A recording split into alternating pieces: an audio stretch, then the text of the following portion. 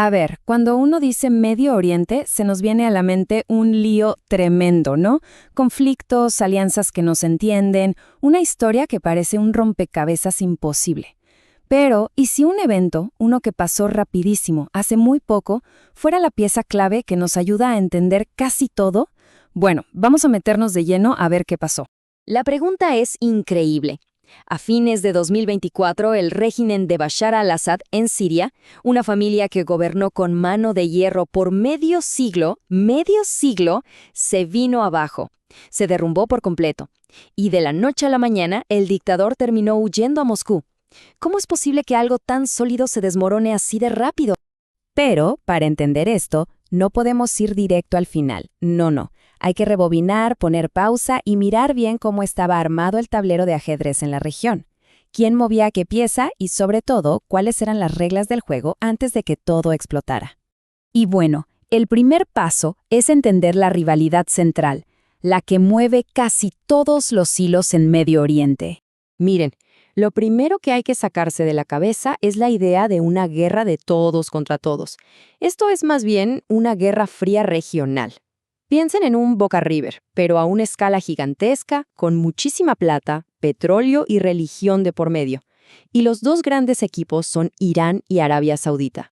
Y esta tabla lo simplifica todo de una manera genial. De un lado tenemos al equipo de Irán, el autodenominado Eje de la Resistencia. Su objetivo es claro, sacar a Estados Unidos de la zona y fundamentalmente destruir a Israel. Del otro lado está el equipo pro-occidental, liderado por Arabia Saudita. Ellos quieren otra cosa, estabilidad para que el negocio del petróleo siga funcionando y, por supuesto, pararle el carro a Irán. Y acá es donde se pone interesante, porque Irán tiene una jugada maestra, una forma muy particular de pelear sus guerras sin que sus soldados disparen una sola bala. Y acá entra un concepto que es fundamental, es la clave de todo, los proxies. ¿Qué es un proxy? Es un grupo armado, un ejército, que pelea por los intereses de un país, pero no es el ejército oficial de ese país. Son como mercenarios con la camiseta de un equipo, pero que no están en la nómina oficial. La estrategia de Irán es, la verdad, bastante astuta. ¿Para qué se van a arriesgar a una guerra abierta contra Israel o Estados Unidos que podría destruir su país? Es mucho más fácil, barato y seguro darle armas, plata y entrenamiento a grupos como Hezbollah en Líbano o Hamás en Gaza. Que ellos peleen. Si ganan, gana Irán. Y si pierden, bueno, Irán no pierde a sus soldados, solo a sus representantes. Y para que quede claro, veamos a los dos delanteros estrella de Irán. Son como dos primos. Hamás, en Gaza, es el primo más rústico, con cohetes más caseros. Pero ojo, Hezbollah, en Líbano, es el primo sofisticado. Es prácticamente un ejército moderno con miles de misiles de alta precisión que ya quisieran tener muchos países. Y esto es tremendo. El poder de Hezbollah es tan grande que en la práctica ha secuestrado a un país entero, el Líbano. Sí, Líbano tiene presidente, tiene bandera, tiene embajadas, pero es solo una cáscara, una fachada. El poder real, el que decide sobre la guerra y la paz, lo tiene Hezbollah, que responda directamente a Irán. Y acá es donde la Siria de Assad se volvía la pieza clave del rompecabezas para Irán. Siria era la autopista, el gran pasillo seguro por donde Irán mandaba camión tras camión llenos de armas y misiles para fortalecer a su jugador estrella, Hezbollah, en el Líbano. Sin ese pasillo, el equipo de Irán se queda sin su mejor arma. Ok, ya tenemos todas las piezas en su lugar. El tablero está armado. Y ahora vamos a ver cómo una sola jugada empezó a tirar una ficha de dominó tras otra hasta que todo el juego se rompió. Y todo arranca con el brutal ataque de Hamás en octubre de 2023.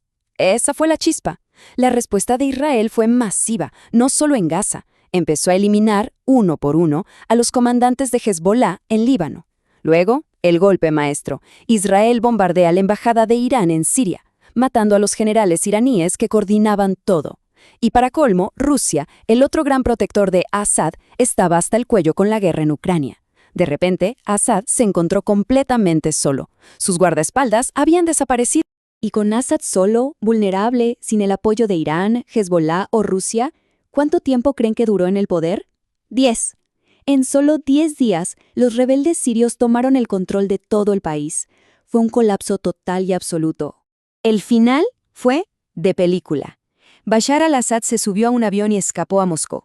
Se acabó una dinastía de 50 años, pero lo más importante a nivel estratégico es que ese pasillo, esa autopista de armas de Irán a Hezbollah, se rompió. El tablero cambió para siempre. Ok, esto nos explica el cómo cayó el régimen, pero queda una pregunta mucho más profunda, la que siempre está ahí. Con tanto dolor, tanta guerra, ¿por qué es tan difícil que haya paz? La primera razón es brutalmente simple. Para actores clave como Irán o Hezbollah, esto no es una pelea por un pedazo de tierra más o menos. El objetivo declarado, su razón de ser, es la eliminación total del Estado de Israel. Y claro, cuando una de las partes no reconoce el derecho a existir de la otra, no hay nada que negociar. La segunda razón es, bueno, mucho más cínica. La guerra es un negocio. Para las potencias de afuera, es la excusa perfecta para vender armas y mantener su influencia.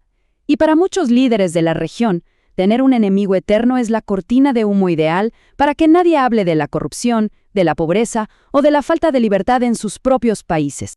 La tercera razón es quizás la más triste y la más difícil de romper.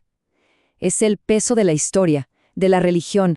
En esta parte del mundo, el odio se hereda, se pasa de padres a hijos. Generaciones enteras crecen convencidas de que los que viven del otro lado del muro son el mal encarnado. Hacer la paz para muchos se siente como una traición a sus muertos. Y finalmente está la trampa mortal de los extremos. En todos los bandos siempre hay gente que busca el diálogo, que quiere la paz, pero esas voces moderadas son sistemáticamente amenazadas, silenciadas o directamente asesinadas por los radicales de su propio lado. Al final, los que tienen las armas y gritan más fuertes son los que imponen su agenda de odio. Así que, acá estamos. El tablero de juego, como lo conocíamos, está hecho pedazos. Una pieza clave, la Siria de Assad, desapareció. Los jugadores del equipo de Irán están golpeados. El futuro de la región es una página en blanco, y eso lo hace más impredecible y peligroso que nunca.